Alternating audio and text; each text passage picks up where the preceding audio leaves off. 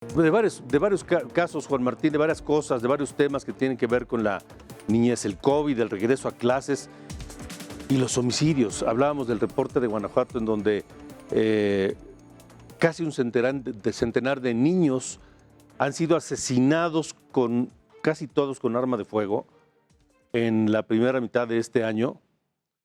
Y no sé qué tengan ustedes y qué datos nos puedas compartir. Juan Martín, buenas noches, gracias por estar con nosotros en República H. Muy buenas noches, gracias por esta oportunidad.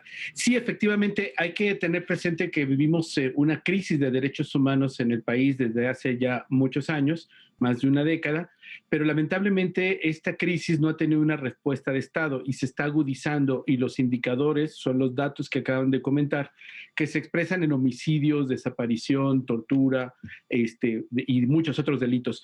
El país, en perspectiva, hay que tener claro que 1 de cada 3 habitantes son niños, niñas y adolescentes, de tal suerte que esta violencia les ha alcanzado de manera increíble. Los lugares, digamos, en términos de número de casos de hechos de violencia contra niños y niñas en lo que va de este año, es el Estado de México el primer sitio que está creciendo de manera alarmante. Solamente haciendo un comparativo de 2016 al 2019, tuvimos 11.239 carpetas de investigación por distintos tipos de delitos. Para 2019, este dato de 11.239, 2016. Para 2019 cerramos con 14.107 niños, niñas y adolescentes víctimas de delitos. Nuevamente, como comentaba, el Estado de México ocupa el primer lugar, está también Nuevo León, está Ciudad de México y Guanajuato. Esto es delitos en general, pero cuando hablamos de homicidio, Guanajuato ocupa el primer sitio, tanto en personas adultas como en niños, niñas y adolescentes. Y otro tema, Alejandro, muy preocupante que hemos venido señalando con preocupación e insistencia, es el incremento de los asesinatos con armas.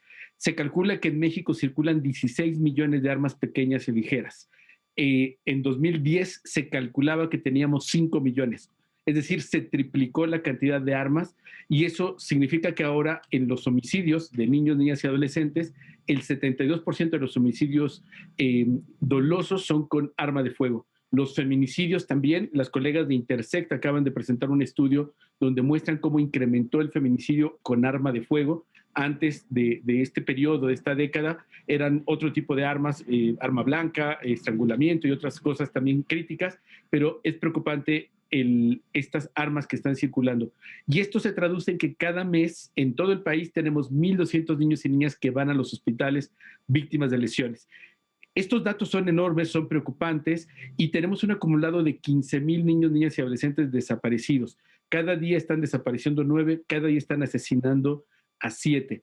Y lamentablemente, frente a esta grave crisis de derechos humanos, no tenemos una respuesta de Estado, y los niños y niñas siguen quedando invisibles o no siendo prioritarios en los temas de agenda. Y si lo vinculamos con COVID, la revista Lancet acaba de presentar los datos, los estimados, y México ocupa el primer triste lugar de mayor número de niños y niñas en orfandad por COVID.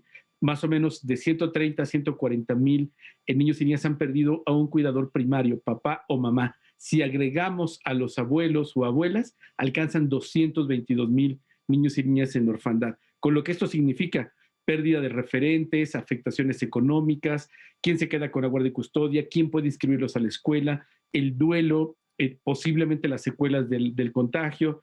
Y tenemos esto con los hijos de mujeres víctimas de feminicidio. Es decir, realmente tenemos una situación muy crítica que hace que en este momento ser niño, niña o adolescente sea muy crítico. Según datos de UNICEF, solo el 15% de los niños en México tienen sus derechos garantizados. El 85% está viendo su proyecto de futuro trastocado, y lamentablemente, insisto, no tenemos una respuesta de Estado.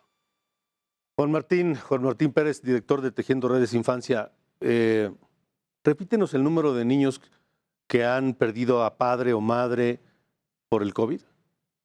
De acuerdo a la revista Lancet, que hizo una estimación en 21 países, México estaría teniendo entre 131 y 140 mil niños que quedaron sin su papá o su mamá.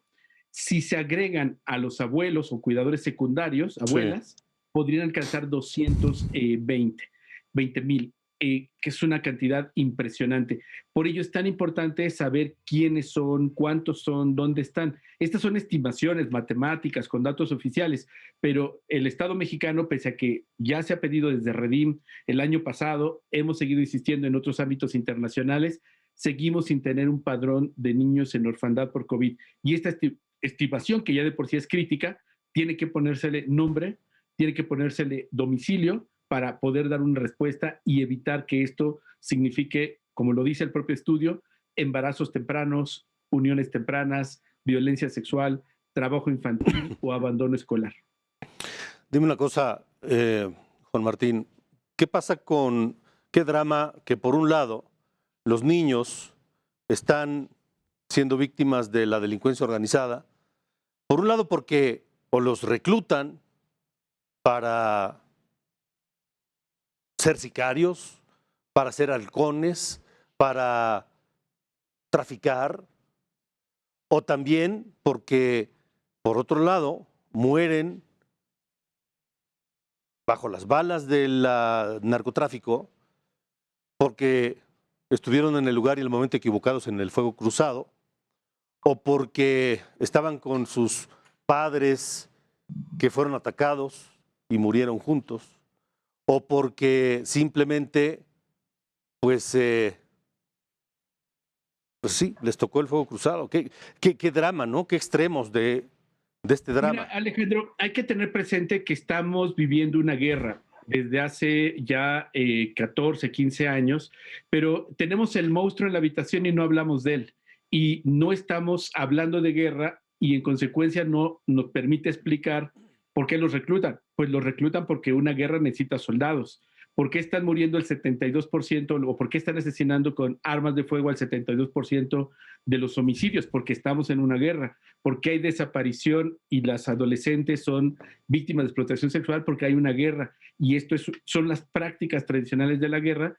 Y por supuesto que esto significa un altísimo riesgo para niños y niñas. Y como están mostrando en las imágenes, estos pequeñitos en Guerrero tienen que armarse con su comunidad para protegerse a los grupos criminales, porque llevan más de un año denunciando las agresiones de grupos criminales, los ardillos, que están coludidos con las autoridades de Guerrero y los han dejado solos y los están masacrando literalmente.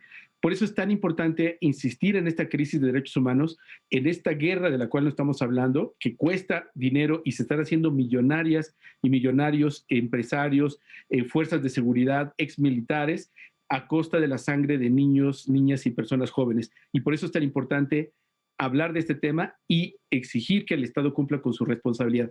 Tenemos, Alejandro, un marco normativo, leyes fantásticas, las mejores del mundo, no se aplican. De cada 100 carpetas de investigación donde niños y niñas son víctimas, solo 3 alcanzan algún tipo de sentencia o proceso, es decir, 97% de impunidad. Si eso no cambia, si no logramos que se invierta presupuesto en salud, en educación, en estos niños y niñas en Guerrero, Chiapas, Oaxaca, en los lugares donde la guerra es más cruda, como Tamaulipas, Sinaloa, por mencionar algunos, pues no vamos a cambiar las cosas. Y es preocupante que el gobierno federal siga alimentando la guerra, invirtiendo más dinero en los militares. Anunció de 50,000 millones más de pesos para la Guardia Nacional. Claramente están batiendo los tambores de la guerra y vamos a tener muchos más muertos, niños y niñas, muchas más personas desaparecidas y continuaremos hablando y denunciando el reclutamiento. Si alimentas con dinero y con gasolina esa guerra, tendrás, en consecuencia lógica, más violencia. Muy bien. 15 años nos lo demuestra. Pues Juan Martín, te agradezco mucho que hayas estado con nosotros en República H. Gracias, Alejandro. Te mando un fuerte abrazo. Igualmente, gracias y gracias a usted también por habernos acompañado. Pase muy buena noche. Hasta mañana.